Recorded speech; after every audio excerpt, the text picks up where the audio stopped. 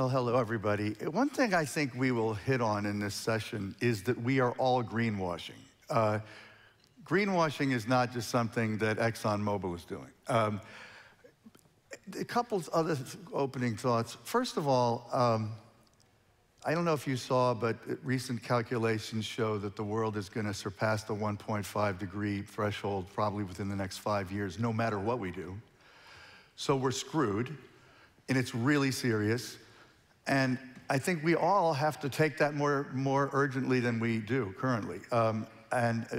Kristian has got a lot of ideas on how particular companies can act more rapidly and aggressively, but it is really something that affects all of us. The second thing I just wanted to throw out there have been a great number of sessions on climate here at DLD, which has been terrific, but too often the tone on the stage continues to be that tech is the solution, it's gonna be the silver bullet, you know, we get fusion or whatever and we're all fine.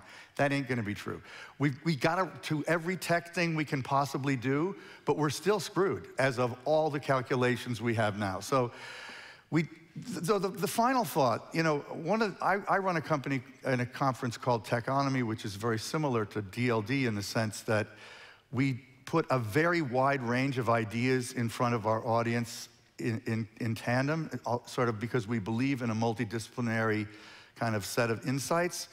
And I think that's one of the real strengths of DLD. It may be a lot of like head-spinning diversity, but it really is, it's logical because everything is a system, and the more things we can hold in our heads at once, the more effective we're gonna be in addressing almost literally any problem.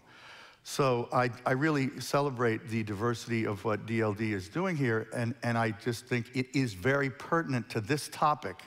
And if you go back to what Sandrine Dixon-DeCleve said of the Club of Rome on Friday, it's not just about climate, it's about changing the way we do everything. So that's my brief introduction. So anything I said that you disagree with, and then let's start telling us about your company. I think, first of all, David, you said we're screwed. And I mean, I don't think it's that binary, right? So if you look at COP26, and if you combine the commitments that all of the nations did, it does not add up to 1.5, where we really need to be. It won't solve it. Even if everything that's promised happens, we still will go back to 1.5. Exactly, we will still have a big problem, right? That's kind of what I mean by screwed. Yeah, exactly. But if you have that mindset of us being screwed regardless, then I think that hampers tangible action. That's a good point. We need to remember that, you know, even if we don't achieve, you know, 1.5, 2 degrees is still better than 2.5.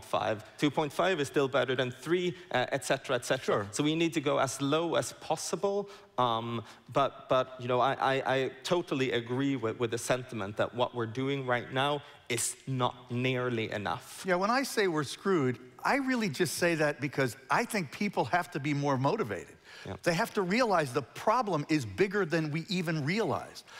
Anyway, so Normative is one of the pioneering companies in what is essentially a new industry of carbon measurement and remediation. Not just carbon, but emissions of all types. So talk about how you work. And talk about the history of the company a little bit. So we have existed for 8 years. I started out actually working in academia, but I thought I would do be an academic, to be quite honest. I never thought of myself as an entrepreneur, but I left because of what I felt was necessity. So, I mean, we had countries at the time that, came to Copenhagen and decided we need to take this seriously. But in the end, even if you have nation states going to the COP conferences, it is the companies within the jurisdictions of those nation states that need to reduce their emissions. And you're not going to reduce your emissions unless you measure them, because what gets measured gets managed. So it turns out there weren't really any carbon accounting or management tools out there. So we built one. So basically what we do is that we help large enterprises account for their full carbon footprint in their operations and in their value chain, and we give them actionable insights that they can take, like concrete actions in order to reduce their greenhouse gas emissions so they can go. Like what are some actions that they might take typically?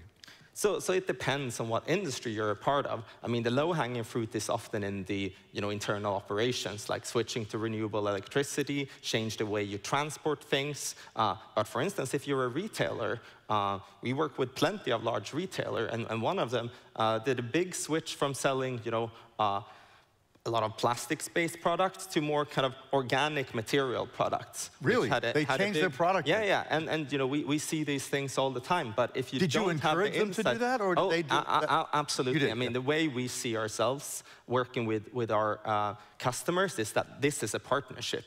So we do not only give them the insights, but we try to kind of keep them accountable to the actions that we propose, which is something that is actually quite appreciated, that we try and follow up on a yearly and sometimes twice a year on how are these things going, and are you reducing your emissions?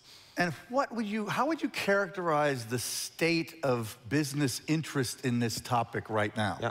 So I guess the title of the talk is Combating Greenwashing. And right now we are in a situation where most companies only account for a fraction of their emissions. Or first, let's take a step back, right? So most large businesses, and I think some of them are here in the audience today, they are under immense pressure from a legislative point of view. They need to account for their carbon emissions in the European Union within the next 2 years in order for them to do business at all. They are under pressure from investors, customers, and other stakeholders to take a net zero commitment. So far, 15,000 companies around that mark have set some sort of net zero target. That's a global number. Yeah, that is a global number.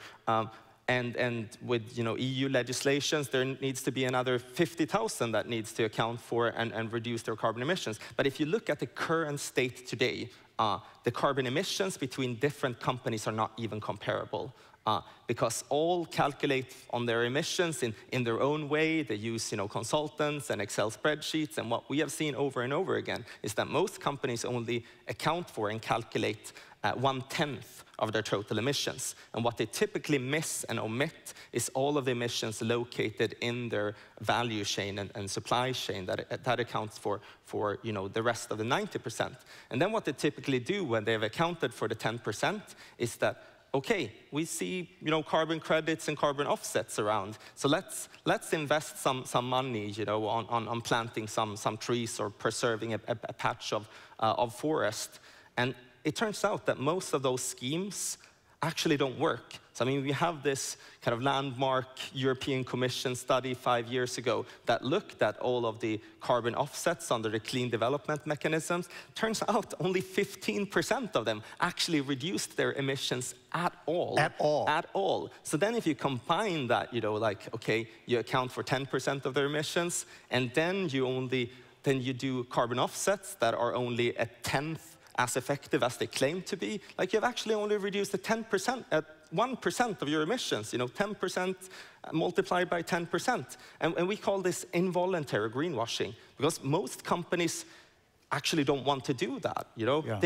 They think they're doing the right thing, but due to a lack of standardization, what they're actually doing is greenwashing. So you need rigorous standardization in terms of the carbon accounting, and same thing with the carbon offset industry. Otherwise, I'm afraid we're going to be here in 10 years, and everyone all of a sudden will call themselves carbon neutral, but we don't see emissions go down globally, and everyone think we're doing the right thing, and then we're kind of realizing, oh, it was just a house of cards. Well, here we are decades after the first COP, and emissions are still going up, so effectively that's already happening. Mm-hmm.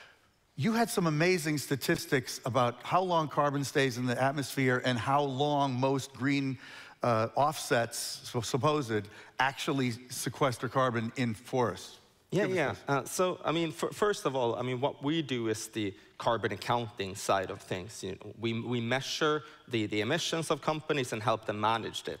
But one way it is being managed for a lot of companies that claim to go carbon neutral is to buy into those offsets. So if you, for instance, release a ton of carbon emissions, then you want to invest in an offset that removes a ton of CO2. But it turns out that a ton is not a ton, because if I release a ton of CO2 in the atmosphere, over the next 1,000 years, it will stay up in the atmosphere for 310 or so years. So it results in 310 ton years. Whilst if I invest in planting a tree somewhere, that tree might only stay there for 5 to 10 years. So then all of a sudden you're kind of comparing 310 years, ton years to 10 ton years. And that is like absolutely not comparable. Right, and that's not just a number you're pulling out of your head. That 5 to 10 years is actually based on studies of what has actually happened with trees that were planted as a result of offsets. Absolutely. So by the way, all of us, this is why I say we're all greenwashing. You pay 15 bucks to Virgin or whatever when you're taking a flight to get some offsets, but you're really not doing damn anything, really. So this is what pisses me off by myself too, because we don't even know how to do it right. And I mean, I think that's the thing, right? We all need to come together and work together. So large enterprises, they need to work directly with their value chain. So my advice would be instead of spend all of that money on offsets that are unlikely to work. And again, all offsets are not bad. That's not what I'm saying. We desperately need investments in nature-based solutions. We need to plant trees. We need, technologies that, that like direct air carbon capture and so on in order to achieve our climate targets. But we need to be realistic about what we actually invest in and what we actually achieve. I actually forgot the original because I got so carried away. I don't really know what it was either. It doesn't matter because you're saying interesting things. That's all that matters. You said something quickly that certainly the Americans here may not appreciate. Europe, several years ago, put into law a requirement that within about a year and a half, every European company needs to start reporting their emissions. And by 2025, it has to be audited, right? So as too often is the case, at least speaking from an American perspective, Europe is way ahead of the rest of the world in figuring out what the governmental response needs to be. So that's great, and I really, applaud you Europeans yet again for doing the right thing. So what's another question? I think maybe we should see. Go ahead, say anything. I want to hear a couple questions from the audience, which I don't even know if we have a mic for that, but I would love to try to do that. So go ahead. I mean, I think it's brilliant that the European Union is world-leading when it comes to regulation. The problem, though, is that we're not world-leading in terms of creating the tech that will solve for those regulations. Yeah. So I think there is a bit of a mismatch there that we have to do something about. Well, but that's an Well, while people are thinking about whether they have a question, I wanted to ask you, there's other companies in your industry that are also very impressive. We just had a Techonomy climate conference in Silicon Valley at the end of March, and we had Watershed and Persephone, who are both companies that have raised over $100 million, which is a very impressive number, and they're very, very young companies. But one of the interesting things about Watershed in particular is I've spoken to them quite extensively, and one of the things they're strongly encouraging their clients to do is to do carbon removal. Not just offsets, but to really, to invest in advance of the technology in carbon removal technology. So in other words, to subsidize the efforts that are currently being made to build new technologies. Is that the kind of thing you guys are interested in also? Yeah, I mean, for sure. So, I mean, we're interested in removals, and we're interested in what we call climate investments.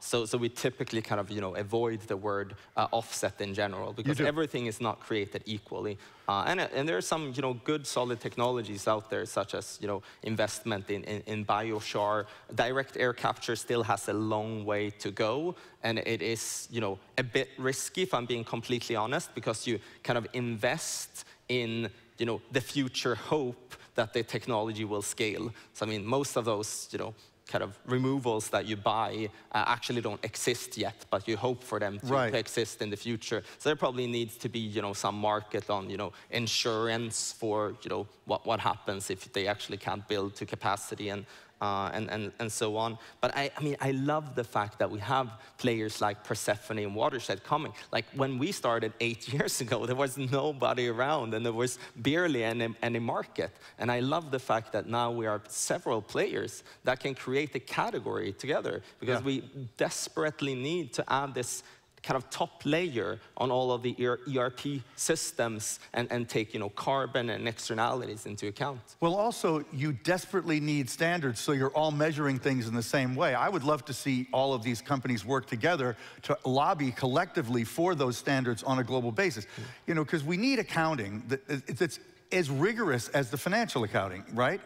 Oh, absolutely. We need the equivalent of the GAAP standard for carbon accounting. And I mean, we need to remember that we have solved all of those problems before, like double entry bookkeeping as it is today was invented in Venice, 600 years ago. But it doesn't take into account that kind of huge cost and liability that implicitly all companies have on their balance sheets, which is the carbon impact. I mean, eventually the cost of carbon that they pay today, which is next to nothing, will have to converge towards the social cost of carbon. That is always the case in any system. Eventually you will have to pay the real price, and not knowing the price at all is not a good thing, because kind of going and working with your value chain and helping that will probably take 10 years. So you better get started now. Well, we're paying the price in wildfires and hurricanes and displacement and immigration and all kinds of awful second-order consequences that are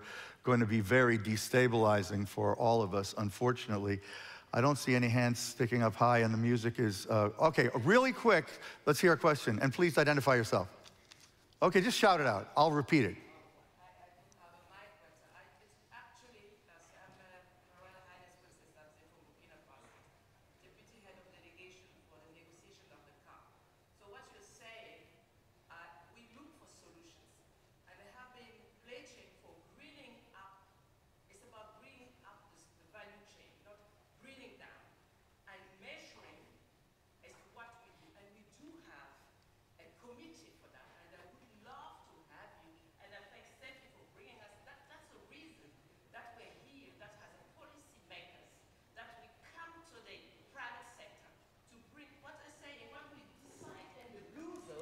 It's a green zone is going to implement it. It's about delivery at the end of the day. And we do need you. And it's a commitment. I will see my dear sister, Steffi, to see how are you going to deliver that. Because we do need to measure and to deliver. The solutions are there.